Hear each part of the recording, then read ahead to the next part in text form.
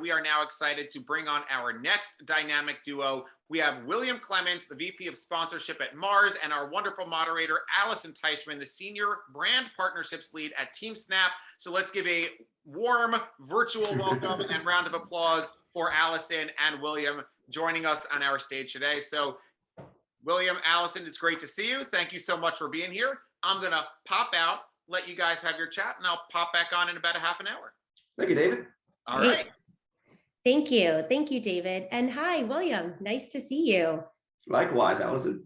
Thank you so much for taking the time for this discussion. So, with the Super Bowl just days away, I'd like to start there.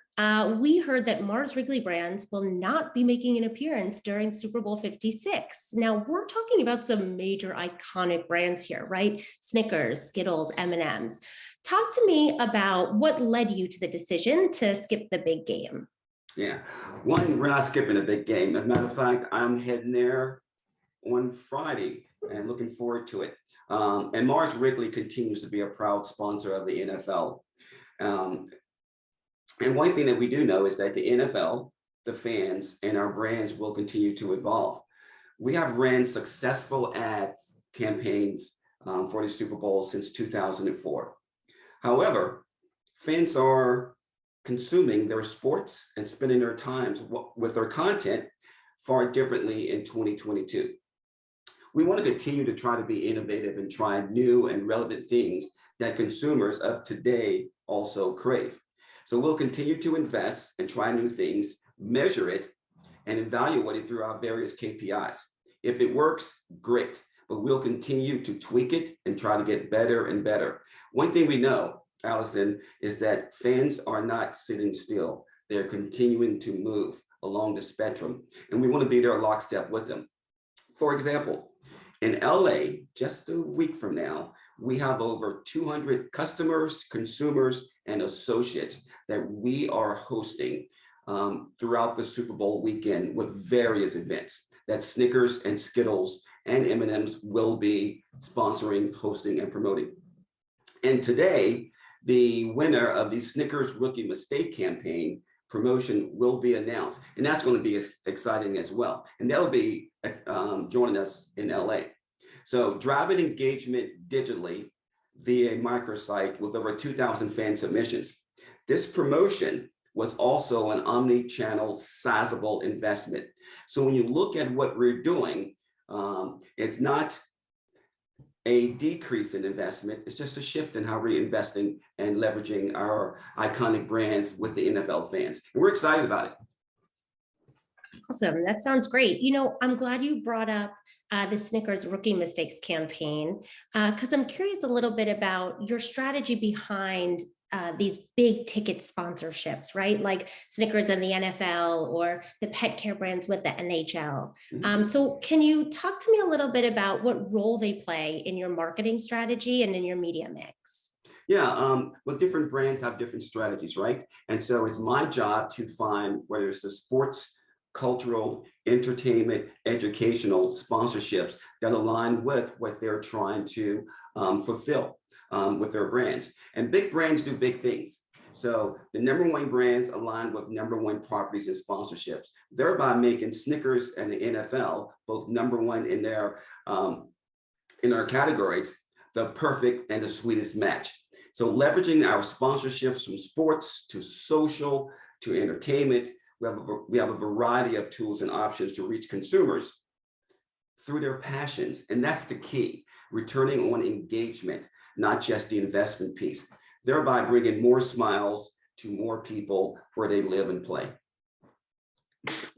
I'd like to talk a little bit about, going after new audiences, right? A little bit about what you're talking about through passion points. So as you already know, TeamSnap, we're the leading youth sports management platform for 25 million families. And we recently ran a study of our members, and 1 in 2 respondents said that they are bigger fans of youth sports than they are of professional sports. which is not surprising when you think about it, right? Because for millions of parents, every weekend is the Super Bowl, or at least that's how it feels when your kid is out there playing. Your schedule around your whole life is around these games that your kids are playing. It's where you are no matter what. And so we keep hearing more and more about brands that are trying to get closer to that fandom. So while we're trying to create these new consumers and build up new audiences, I'm curious to hear more about how your investments are changing and how you evaluate your sports marketing opportunities in order to grow some of these new audiences. Yeah, well, that's a very important market. And one thing we know about football is that I played football when I was a child and I grew up with it. And football is more than just a sport, as you well know. It's a way of life. It's a community. It's a pastime. I just visited my brother in Dallas, Texas, and everything in that town is about football. That's kind of what we do. So the future of sponsorships will be a mix of both large and small properties aligned with national and regional media deals in key strategic markets. So what we're doing in Philadelphia, for example, may look differently than what we're doing in Washington, D.C. or in Atlanta, where I live. So that's key, not just a blanket approach to everything. And it's very similar to what we're doing today. You mentioned the Caps and the Nets. We have a sponsorship with our Pedigree brand there. And the Pedigree brand is trying to find the best cities for pets and pet owners. And I'm a pet owner as well. And I go to a lot of games and a lot of events, and I would love to take my best friend, not just my two-legged best friend, but my four-legged best friend with me. So we're working with these stadiums to build better cities, better stadiums for pets. So I can watch a game with my dog and not leave him at home. So we'll continue to leverage the NFL and identify other sports, cultural, educational, and entertainment opportunity that fits with our iconic brands. And when I was growing up, a lot of what young people did was in the sports arena. Now it's a lot with regards to cultural, educational, and entertainment. And our brands, you're going to see M&M's move more into an entertainment category, right? So that brand is going to be more associated with events and entertainment and things of that nature. And Snickers truly lives in the sports world. It's the perfect fit. Yeah, absolutely. You do mention M&Ms, and when I think about M&Ms, I think about them as an impulse buy, right? And an impulse buy needs foot traffic. I was reading that M&Ms actually flourished during the pandemic, but we weren't even going to stores, right? You didn't even have that foot traffic anymore. And it seems that M&Ms flourished because of e-commerce. So I think that really proves that consumers still want to have these moments of fun. They just are still having them at home. I wonder what changes you made over the last year or two that you think will have a lasting impact on your business. Because as we look to the future, as the world is reopening, I mean, we're already seeing a lot of that on TeamSnap, right? We know that teams are up 58% from last year. Games and practices are up 32% year over year for us. So we're already seeing kind of that opening back up. So what changes did you experience in your role? And what I would say, do you view as having the most impact as we look ahead? Yeah, there's a couple things. One is the pandemic. I'm sure that's what you're referring to. And I promise I will not use the word pivot. So I'm going to try my best not to use that word. But it not only disrupted our lives, it impacted us, everybody, so dramatically over the last couple of years, and it still is. But we also found out something that people in our industry, and I'm in the sports marketing industry, that we know, is that live sports play a vital role in our everyday lives and the everyday passions of millions of Americans across this entire country. We love it, we missed it, we yearn for it. You start seeing any sport that started playing, if you were not even a fan, just to be a part of a live sporting event, people started to attend. So it was no surprise when different sports started seeing an uptick in viewership and things of this nature. NASCAR, for example, NASCAR was one of the first sports that actually came back live. But while the races were postponed, they were iRacing. So we're sitting there watching on network TV, basically gaming. It was absolutely phenomenal. So what we did was we created a promotion called the Snickers Rookie Mistake, and to engage our fans and consumers from the safety and comforts of their homes by uploading their rookie mistakes, things that we all do, red pair of socks thrown in our white laundry, and what do we end up with, right? Packing my bags and having the trunk popped up, I back out of the garage and I forget to put the trunk down. All rookie mistakes. And we engaged thousands and thousands of fans throughout the entire country, uploading and competing in a contest. And that's what you have to do. You have to follow where the momentum is going. And we think we did a really nice job with that. And we're looking forward to making that announcement this afternoon. Excellent. We're looking forward to that as well. I know you mentioned that a lot of these submissions are video based. How do you measure a campaign such as this? Well, the good thing about it is when it's video based, we can tell exactly how many people are engaged, right? And that's a key component. So having over 2,000 people engaged and uplifted and viewing content, and millions of eyeballs on it, and just web traffic, and that traffic going to our Snickers site, all of this stuff calculates to sales with our products. And the main thing is keeping our products fresh and top of mind with consumers, and young and relevant consumers. So we're doing that through their passions, and that's the best way to build lifelong consumers. Yeah, I love that. I mean, look, the pandemic has been disruptive and just really, really heavy for all of us. But on the flip side, both of our brands really have something in common, and it's just all about having fun. So I'm curious if you can give us maybe a sneak peek into what you've got cooking and what's coming up in 2022, and how are you going to just continue as the world is looking for more moments of joy and celebration? What do you have in store for us? Well, I can't share but so much because most of it is still, we're still working through some final things, believe it or not. However, you're going to see greater and continued activation in all the sports and properties that we are invested in.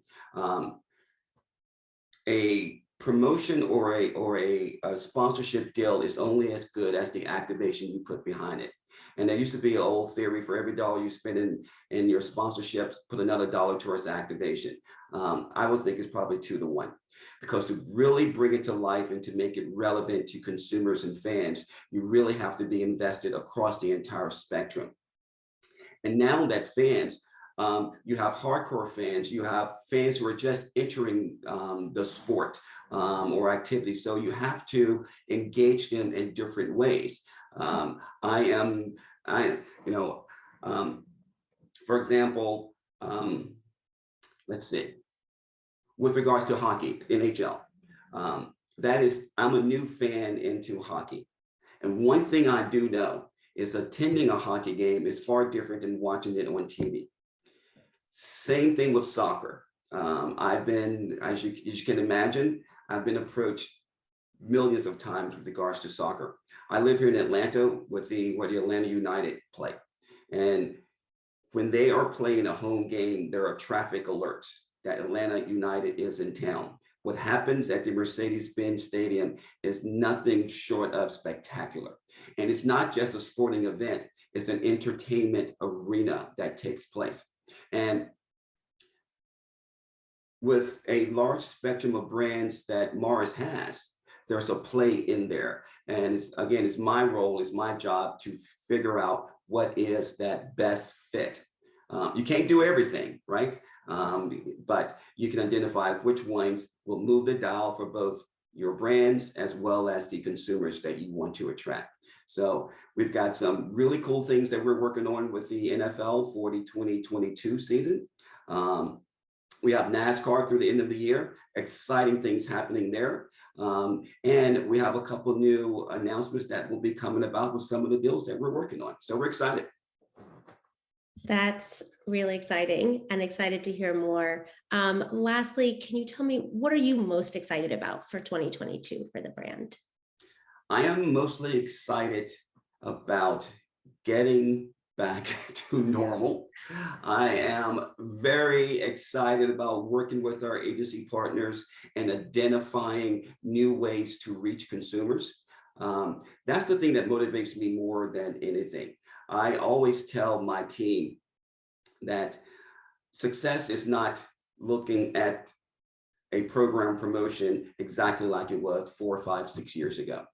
I want to see our brands and our promotions evolve, and not just truly just walk along with, but also to kind of lead the way. And I think that we with Snickers and with M&Ms and Skittles and Pedigree, we have so many great brands that are doing some spectacular things.